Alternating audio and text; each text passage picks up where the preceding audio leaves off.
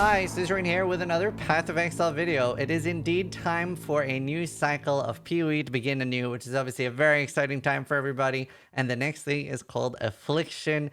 And I figured I would make a predictions video as normal with what are we going to see, what am I hoping for, etc. Now, obviously, the last league Toda was an absolute blast. And I think it's definitely top 3 for me, which is great because I've had so many leagues that I've enjoyed recently. I'd say maybe it's joint first. It's between this and Sanctum, and then Sentinel is third at least. But yeah, very, very fun leagues lately. We already know that Impending Doom is getting nerfed. That is going away. It was supposed to get nerfed this league, but people were so upset about it. If I remember correctly, it just died on Pathfinder, and for some reason it still worked on Occultist, but they were nerfing some interaction there. I remember a lot of people said at the start of the when it was supposed to be nerfed, like, it's fine on my Occultist. So maybe there is this case of if you get enough radius and overlap that it's still fine, but there was some like overlap thing that was not working great there.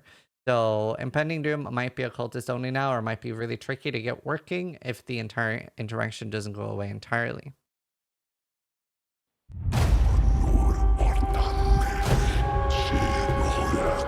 And the league is called Affliction, so it would be very on theme for dots to be buffed and stuff like that. However, I wouldn't be surprised if we would see a poison nerf. Poison has been incredibly strong for a very long time, and you see a lot of things like poison SRS and poison in general be very strong right now. So I wouldn't be surprised if poison got rebalanced, aka nerfed, and seeing a buff to other things like other damage over time, like maybe just ignite, or maybe we'll see some sort of new lightning dot. That would be very cool. It would be cool if it was, you know, very dot focused with Affliction League. Essence Gen Contagion is a build that I have dabbled in. I've played it once or twice. It would be very cool if that got buffed. Chaos skills in general are in a very bad spot right now, where things like Bane, Essence Drain, Soul Rend is awful to actually get damage on. They're really, really nice and fun for clearing. They're great to play, but actually like killing Ubers on these are such a pain. You end up sacrificing so much to make them work, compared to what we had to do back in the day where they were really strong and came online fast. So it would be great to make Essence Drain videos again. It's been a while since I made it. But there are other things that are being added as well. There are quality of life improvements, such as this one, with you are able to split currency while trading. And this will work both while trading NPCs and while trading players. We haven't been able to do that before. So if you accidentally have things in a stack, that is a thing of the past. It's actually huge. You'll also be able to track how many character slots you have. So we are getting some nice quality of life fixes. That'll be really cool. And I do want to show one thing. This is from Neversink. He realized that the one where they're talking about the quality of life, this is an anagram, a Caesar cipher or something, and an anagram that exactly spells out Atlas, Sentinel, win or die. So it could be something like an Atlas rework, a Sentinel rework, and Sentinel going into the core game, and Ultimatum going into the core game. Now, personally, very, very surprised that people have been so obsessed with Ultimatum, because in my opinion, it is an extremely mid mechanic. Like, it was a fun league and a fun mechanic, but it wasn't something that I'm like, oh my god, please bring this back. Because we already have the Trial Master, which is arguably the most important part of Ultimatum.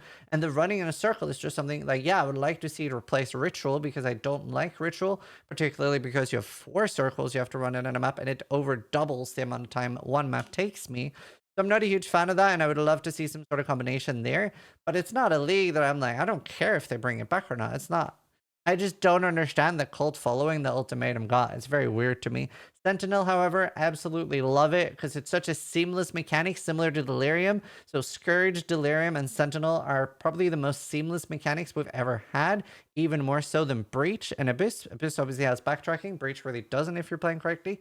But all these 3 mechanics are just like, whoosh, no downtime, no backtracking. But either way, these are all mechanics that I really understand why people love, and so I would be happy if Sentinel came back. It is very rippy for hardcore, however. It's a very easy thing to die to because it adds an additional more multiplier to the damage of the monsters. They don't feel scarier, but they really are. And you notice you will get one shot very easily. And a Atlas rework is incredibly welcome and something we really, really want. I am like 93% sure that we are getting a new bosses in this patch. And honestly, I know I'm setting myself up for defeat and there's no benefit to me doing this, but I will be absolutely devastated if there are no new bosses in this expansion. I don't know if they'll do new Ubers. I actually quite like what they did with having the normal bosses out for like 6 months to a year and then adding Ubers. However, now that we already have Ubers in the game, it might be really disappointing because we're sort of at a new level as players, right? Obviously, it doesn't so much matter to new players, but for those of us that are playing at an in-game level and find it easy to farm Uber Cyrus, Uber Maven, etc., if a new boss comes out and it's normal Maven level, yeah, it might be hard for a day or two, but you know, it's a thing that's like changed a little bit now that we actually have proper Uber bosses. So that'll be interesting to see what they do. I personally think it probably will be better, at least for those of us that are very competitive, if they release Ubers right off the bat. But they might want to wait with it. Either way, new bosses would be very exciting with or without new Ubers. As far as buffs go, I'm not 100% sure what they're going to buff. Again, I would love to see Spellslinger be buffed again. I really think they should just remove the mana cost on Spellslinger. I think it's already quite a cost that you are losing a Gemling for damage. And I think it was in a really good spot where like, hey, it ends up being a really nice early game thing to fix mana, or it ends up being a really, really nice quality of life thing. It just feels amazing to play Spellslinger when it didn't cost mana.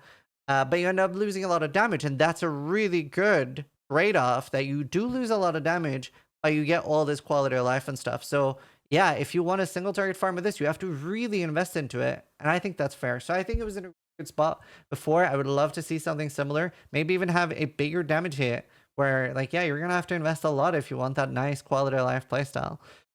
Some middle ground could be reached there. But what else do I want buffed? I would love to see slams. I would love to see a gladiator rework, assassin rework, raider. What are other garbage ascendancies? I feel like softcore players are reeling right now that I said raider. Hardcore bias right there.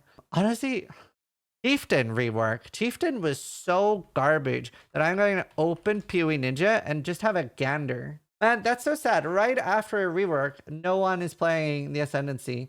And the thing is, I think they're really, really good at Ascendancies because we have like Pathfinder, Inquisitor, Champion, and some other ones where like Champion probably the most, where like every single node except the Impale one is really good and applicable to any build you play, right? Like all of those, like Aura Effect, the low life thing, the adrenaline thing, I mean, Fortify, like all of these are really good nodes. You were sitting there like, man, I really want all of these. Like obviously I need to take the Fortify, but I really want all of these.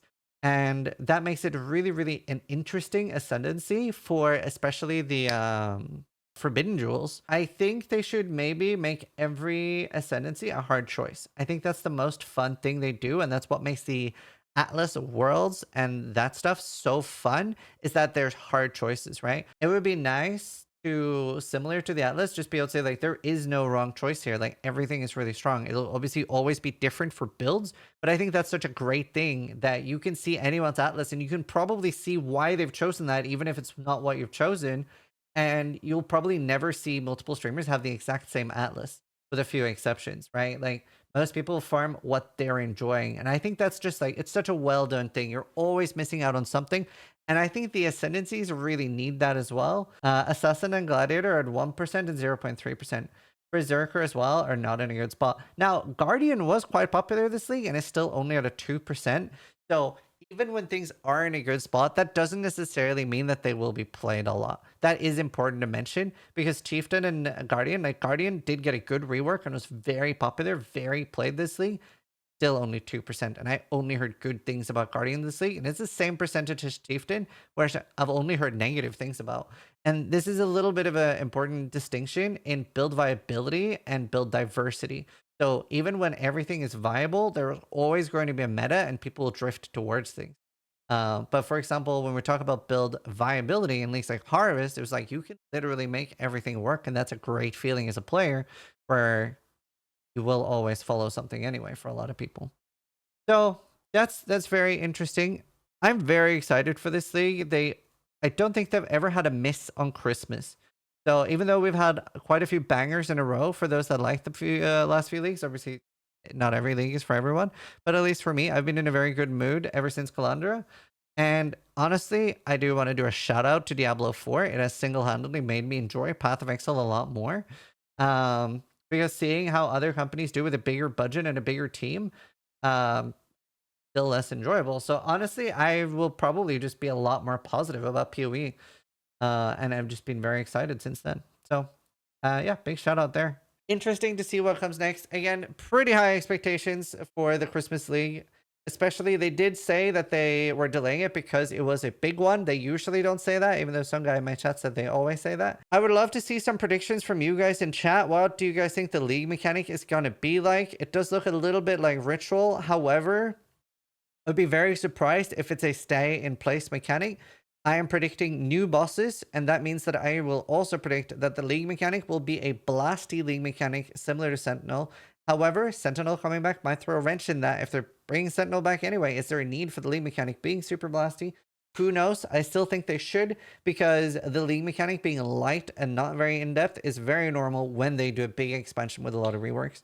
So looking forward to see what they do. Give me your predictions in the comments down below. Thanks for watching. Sub if you liked the video. Good to be back to PoE. And more importantly, try to die than I do.